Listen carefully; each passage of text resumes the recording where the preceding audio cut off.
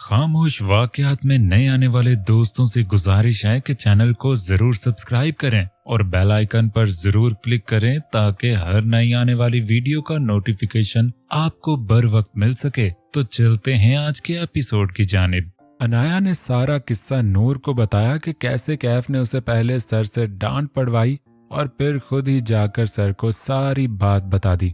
मुझे समझ नहीं आ रहा ये बंदा चाहता क्या है। अनाया किचन में खड़ी रात के खाने के लिए कबाब तल रही थी जब उसने नूर से कहा जो सलाद काट रही थी, हाय आपी, बिल्कुल किसी हीरो वाला काम किया है, कितना अच्छा है ना। जाकर खुद अपनी शिकायत लगा दी। वाह मेरे हीरो। उसके तबसरे पर अनाया खूनखार नजरें लिए उसकी तरफ आई। तुम मेरी बहन हो या उस कमीने की? हाय क्या हो गया आपी, इतना गुस्सा क्यों हो रही हैं? मैं तो यूं ही कह रही थी। नूर उसके तेवर देखकर जल्दी से वजाहत देने लगी। अनाया उसे तेज नजरों से घूरकर दोबारा चूल्हे के सामने जाकर खड़ी हुई। वैसे एक बात कहूं, नूर ने चोर नजरों से देखते हुए इजाजत मांगी। अगर तू उस कमीने की तारीफों के पुल बांधे तो मार खाओगी मुझसे। अनाया ने उंगली उठाकर उसे तंबीह की। हाँ नहीं करूंगी। वैसे ऐसा क्यों, क्या होगा? आपको क्या लगता है? नूर खासा तजस्सुस वाले अंदाज में बोली। यही तो मुझे भी नहीं समझ आ रहा कि वो बंदा ऐसा क्यों करेगा। जरूर दाल में कुछ काला है।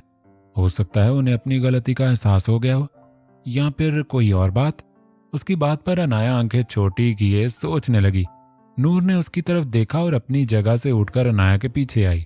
हो सकता है वो वाकई में इतने बुरे ना हो या उन्हें आप अच्छी लगने लग गई हो, नूर कहकर तेजी से किचन से निकल गई। जबकि अनाया अच्छी लगने वाली बात पर आंखें फैलाए वहीं खड़ी रही। फिर एकदम होश में आई और पलटी थी। नूर की बच्ची, क्या बकवास करके गई हो? अनाया ने चिल्ला कर कहा था। लेकिन नूर अब कम से कम अनाया के पास वापस आने का रिस्क नहीं ले सकती थी। रात के 1 बजे का वक्त था। कैफ अपने घर के लॉन में मौजूद सिगरेट पी रहा था। सब घर वाले सो चुके थे, इसीलिए उसे कोई फिक्र ना थी। सोचों का मरकज आज सुबह जो उसने किया उस पर था कि कैसे वो सर हमदानी के पास जाकर उन्हें सारी बात बता गया था, और वजह अभी तक खुद समझ नहीं आई थी। क्यों वो उसकी आंखों में हल्की सी नमी देखकर पिघल गया। जब वो उसे वजाहत देने गया उसकी नाराजगी उसे बिल्कुल अच्छी नहीं लग रही थी। वो इतनी खफा थी उससे। उसे क्यों फोक पड़ रहा था। कैफ ने बेचैनी से एक हाथ बालों पर फेरा और दूसरे हाथ में पकड़ा सिगरेट फेंक कर अपने जूते तले मसला था। फिर एक निगाह आसमान की तरफ डाली और अपनी आंखें मौन ली। आंखें बंद करते ही वो उसे उमर के साथ हंसती हुई दिखी। कैफ ने फिर से आंखें खोल दी। क्यों वो मंजर मुझे एक आंख नहीं भाया था। यहां तक कि अपने दोस्त अपने भाई से मैं बकवास कर रहा था। उफ कैफ, तुम पागल हो जाओगे। इस सब का एक ही हल है, मुझे उस लड़की से दूर रहना है। कैफ ने खुद से तहैया कर लिया था। अगले कुछ दिन यूनिवर्सिटी में ऐसे ही गुजर गए थे। कैफ और अनाया का सामना बहुत कम होता था, या ये कहना बेहतर था कैफ खुद ही उसके सामने जाना छोड़ चुका था। जबकि उमर, अनाया और जैनब की दोस्ती काफी ज्यादा हो गई थी। कैफ वाले इस वाक़े के बाद उमर ने जैनब को बुलाना छोड़ दिया था। वजह वो ही थी कि वो उसे कैफ का दोस्त कहकर नाराज हुई और जो अनाया के साथ हुआ उसमें उसे कसूरवार समझती थी। जैनब को उमर का इग्नोर करना बेहद बुरा लगा, लेकिन उसने उमर से सॉरी बोलकर उसे मना ही लिया था। उमर के लिए ये ही बात बहुत थी कि उसकी नाराजगी से उसे फर्क पड़ता था। यूनिवर्सिटी में फर्स्ट सेमेस्टर के एग्जाम्स अनाउंस हो चुके थे। सभी स्टूडेंट्स फर्स्ट सेमेस्टर के एग्जाम्स की तैयारी में मगन हो गए जो अगले माह शुरू होने थे। इन दिनों में एक दिन लाइब्रेरी के बाहर से गुजरते हुए कैफ और अनाया का सामना हुआ तो कैफ एक पल के लिए रुके उसे देखता रहा और अगले ही लम्हे उसके पास से गुजर गया। अनाया ने मुड़कर उसे जाते देखा। उसे कैफ का ये रवैया समझ नहीं आया था। वो नोट कर रही थी उस दिन के बाद से कैफ ने ना उसे तंग किया, ना कोई शरारत, ना कोई तंज, बल्कि वो उसे नजर भी बहुत कम आता था। वो लाशऊरी तौर पर अक्सर कैफ के बारे में सोचती थी। आज यूनिवर्सिटी में पहला पर्चा था। क्लासरूम अंदर बाहर सभी रट्टे लगाने में मसरूफ थे।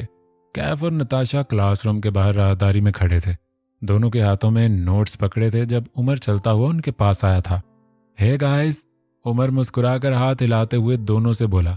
कैफ एक नज़र उस पर डालकर दोबारा नोट्स पर झुक गया। तुम्हें कैसे याद आ गई हमारी? नताशा नोट्स छोड़कर तिनक कर उसके सामने खड़ी हुई। क्या मतलब? उमर ने अचंभे से उसे देखा था। मतलब आजकल कहीं और दोस्तियां चल रही हैं? नताशा ने तंज किया। ओ यार, वो तो बस ऐसे ही। उमर ने कंधे उचकाए। ऐसे ही? मतलब नए दोस्तों की वजह से हमें भूल गए हो? ऐसा तो नहीं है। अच्छा, पहले तो हमारे साथ होते थे, अब जब देखो इन दोनों के इर्द गिर्द मंडलाते रहते हो। नताशा के कहने पर कैफ ने एक बार फिर से निगाहें उठाई थीं। बज़ाहिर तो वो नोट्स पढ़ रहा था, लेकिन उनकी गुफ्तगू वो सारी सुन रहा था। तो तुम दोनों भी ज्वाइन कर लिया करो हमें। वैसे भी हम क्लास फेलोज हैं, आपस में दोस्ती होनी चाहिए हमारी। जरूरत नहीं, हम 3 ही काफी हैं। नताशा ने आंखें घुमाई। यार नताशा, वो दोनों अच्छी हैं, और वैसे भी हम हमेशा से 3 दोस्त थोड़ी हैं। कैफ और मेरे और भी दोस्त हैं, और क्लास में सारा, माही वगैरह के साथ तुम्हारी भी तो दोस्ती है। जो भी है उमर, लेकिन हमारा ये ग्रुप सिर्फ हम 3 का ही रहेगा, क्योंकि इसमें ना तो तुम दोनों का कोई कॉमन दोस्त आता है, ना मेरी कोई दोस्त। हमारी बात अलग है। तुमने रखनी है उनसे दोस्ती रखो, लेकिन हमारे इस ग्रुप में वो शामिल नहीं हो सकती। नताशा ने वाज़े तौर पर उसे बावर कराया। ओके फाइन, वो कहकर क्लासरूम के अंदर जा चुका था। इसे देखो जरा। इसके जाते ही नताशा ने कैफ से कहा था, इट्स ओके नताशा, हम उसे किसी से दोस्ती करने से रोक तो नहीं सकते ना, लेकिन वो जानता है कि तुम्हारे और अनाया के बीच कितना कुछ हुआ और तुम दोनों की बिल्कुल नहीं बनती। फिर भी वो उनसे जा मिला। नताशा के अनाया के जिक्र पर कैफ के दिल ने एक बीट मिस की थी। जो भी था वो अब खत्म हो चुका है, तो उसकी मर्जी है, वो जिसे चाहे दोस्ती करे। So chill. कैफ की बात पर नताशा ने सर को इस बात में हिलाया और दोबारा अपने नोट्स की जाने में तवज्जो हो गई। यहाँ एग्जाम्स खत्म हुए तो स्टूडेंट्स ने सुख का सांस लिया, और दूसरी तरफ यूनिवर्सिटी ने स्टूडेंट्स के माइंड फ्रेश करने के लिए उन्हें ट्रिप पर मरी ले जाने का फैसला किया। इस खबर से पूरी यूनिवर्सिटी के सभी स्टूडेंट्स में खुशी की लहर दौड़ गई। एग्जाम्स के बाद से लेक्चर्स तो ना होने के बराबर थे, और अब हर वक्त इस ट्रिप के हवाले से बातें होती रहती थीं। फिर तुम चल रही हो ना? जैनब ने पास खड़ी अनाया से पूछा, जो चाय का सिप ले रही थी। वो दोनों अभी कैफेटेरिया से निकली थीं। मूड तो नहीं है, लेकिन तुम जिद कर रही हो, इसीलिए। महमूद से इजाजत मिल गई थी रात को। अनाया ने कॉफी का मग लबों से हटाकर जवाब दिया। हाय शुक्र है, लेकिन सारा क्रेडिट मैं नूर को दूंगी उसमें। जैनब ने मुस्कुराहट जब्त करते हुए कहा था। बदतमीज, तुमने ही उसे मेरे पीछे लगाया था ना? अनाया ने घूम कर तीखी नजरों से उसे देखा था। जैनब ने कहा लगाया था। क्या करती मैं? मुझे तुमने साफ इनकार किया था। पता नहीं खुद को क्या समझती हो। मैंने भी सोच लिया था कि तुम्हें तो साथ ले जाकर रहूंगी, और मुझे पता था इस मामले में नूर ही है जो तुम्हें कायल कर सकती है। जैनब ने बात मुकम्मल करके आंखें टपटपाई थीं।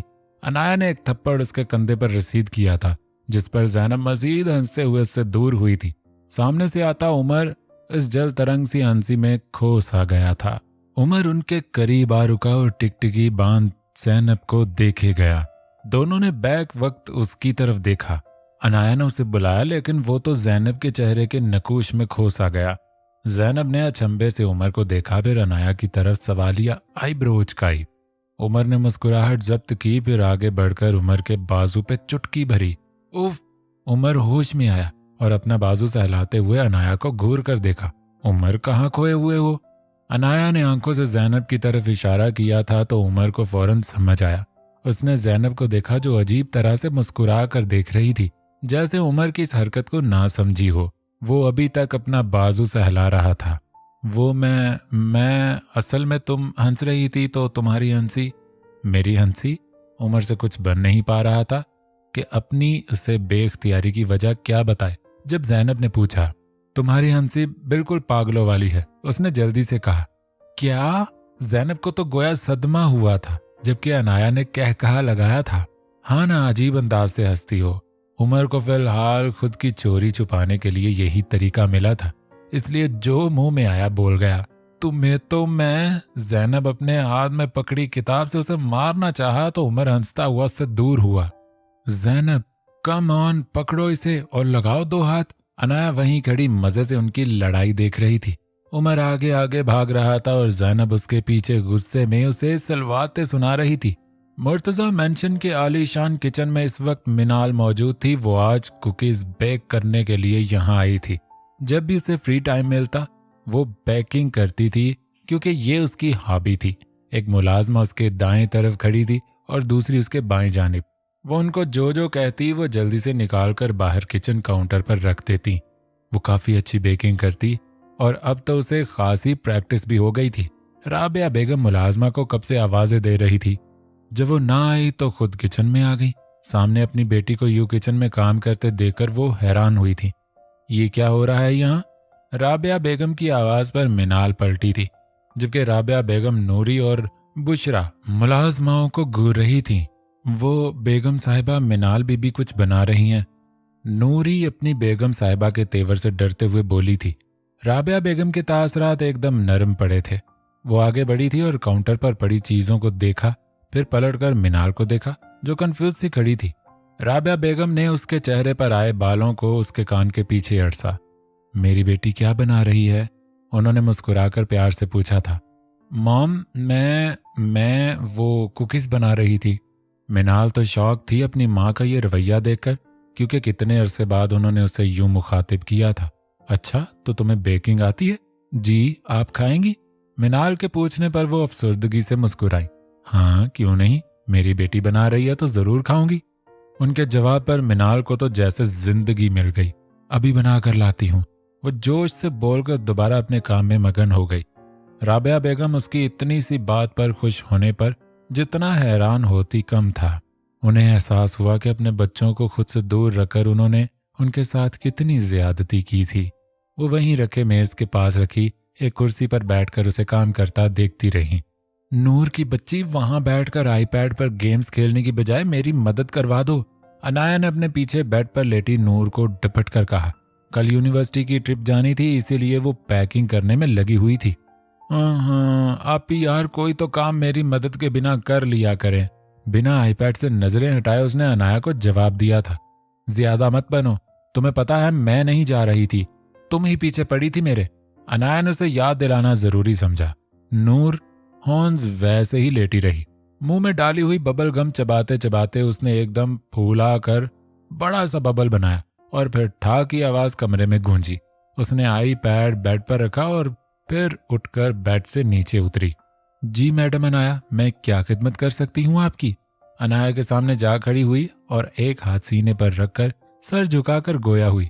उसके अंदाज पर अनाया हंसी और फिर उसे अपने कपड़े अलमारी से निकाल कर देती गई, जो नूर तह लगाकर सूटकेस में रखती गई।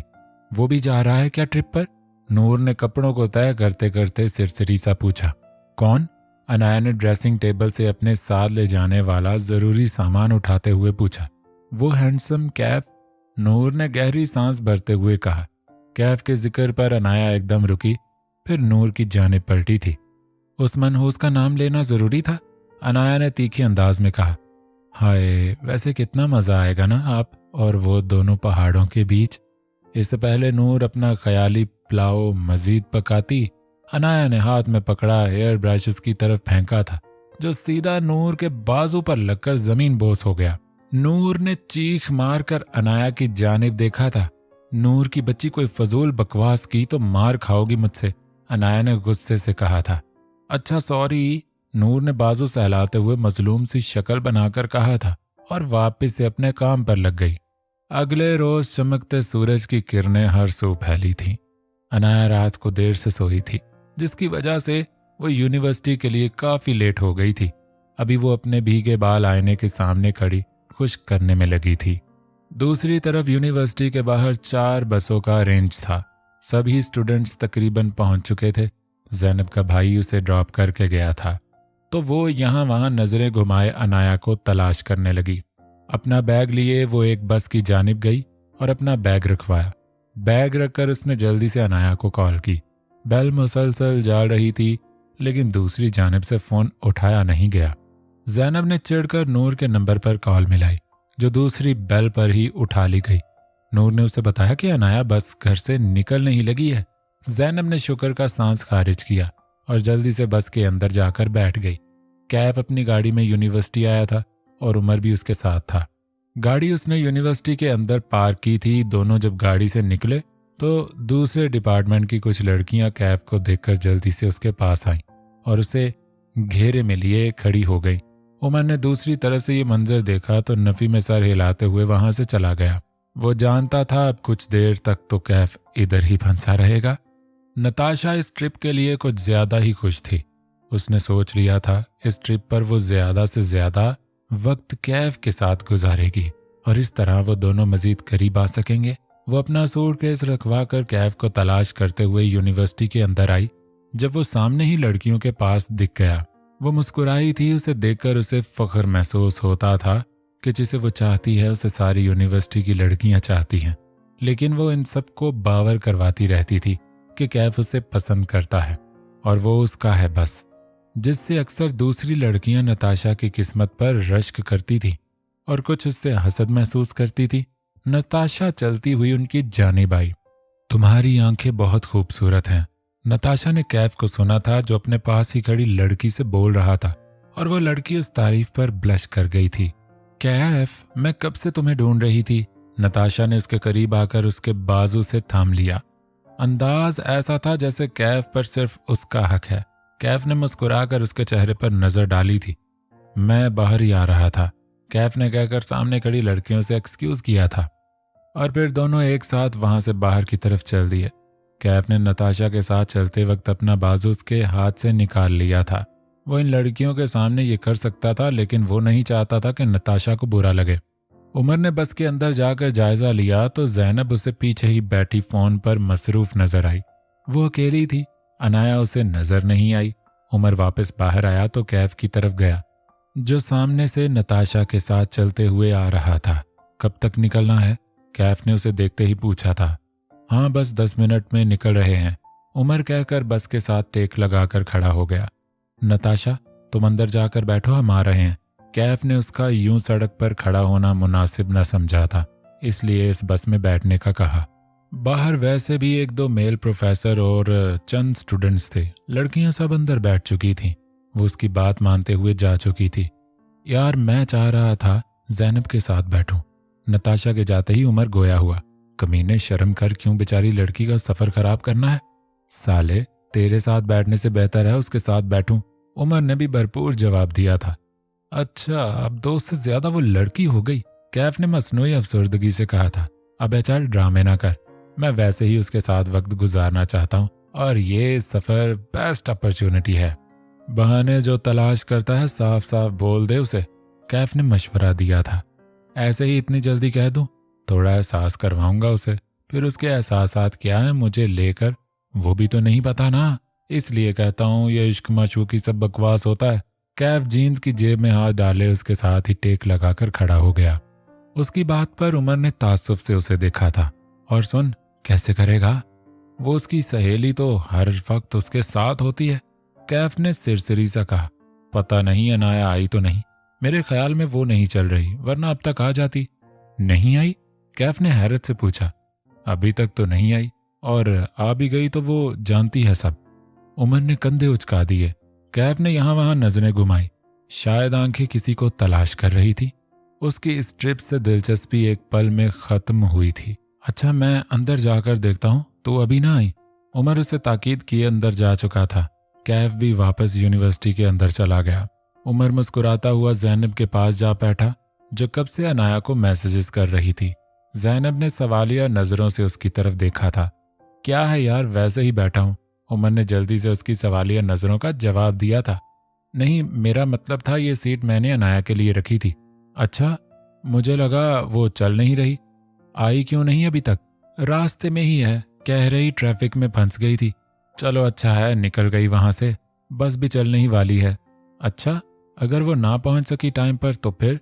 उसके लहजे में खदशा था कहीं अनाया रह ही ना जाए। अरे अरे रिलैक्स, अभी है टाइम, अगर ज्यादा देरी हो भी गई तो इसका इंतजार कर लेंगे, उमर ने उसे तसल्ली दी। उसके कहने पर जैनब पुरसकून हुई और मुस्कुराती नजर उस पर डालकर दोबारा फोन पर झुककर फिर से अनाया को मैसेज भेजा। अनाया यूनिवर्सिटी पहुंची तो सामने बस के पास ही उस ट्रिप के मैनेजर नजर आए। अनाया ने अपना नाम लिखवाकर बैग रखवाया और बस के अंदर दाखिल हुई। जैनब उसे पीछे ही बैठी दिख गई थी, लेकिन उसके साथ उमर भी था। अब भी ना आती? जैनब की नजर अनाया पर पड़ी तो फौरन तंज किया। अनाया मुस्कुराई उसकी बात पर। थैंक गॉड तुम आ गई, वरना ये तो बस रोने को थी, उमर बोलकर अपनी सीट से उठा। उसकी बात जैनब ने घूरा था उमर को। अरे अरे यहीं बैठ जाओ, अनाया ने जल्दी से उमर को कहा। क्यों? जैनब ने पूछा। यार जैनब, तुम्हें विंडो साइड वाली सीट पर बैठना पसंद है और मुझे भी, इसलिए मैं पीछे जा रही हूँ, अनाया ने कहा और उमर की तरफ देखा। अंदाज ऐसा था जैसे कह रही हो क्या याद करोगे। उमर ने तशक्कुर आमेज मुस्कुराहट अनाया की तरफ उछाली और वापस बैठ गया, जबकि जैनब मुंह खुले ये सब देख रही थी। अनाया दूसरी जानब उनकी सीट से एक सीट पीछे जाकर बैठी, जो दोनों खाली थीं। जैनब ने गर्दन मोड़कर पीछे देखा। वो उसे कहना चाहती थी तुम बैठ जाओ विंडो वाली साइड पर, मैं नहीं बैठती, लेकिन फिर उमर बुरा ना मान जाए इसलिए चुपचाप वापस सीधी होकर बैठ गई। उमर ने फोन निकाला और अनाया को थैंक्स का मैसेज भेजा। अनाया ने भी मुस्कुराकर वेलकम लिखकर भेजा और खिड़की से सर टिकाकर आंखें मूंद लीं। बस स्टार्ट हुई और फिर चल पड़ी। जब कोई उसके पास आकर बैठा, अनाया ने बंद आंखें खोलकर देखा और साथ बैठे शख्स को देखकर उसकी आंखें फटी की फटी रह गईं।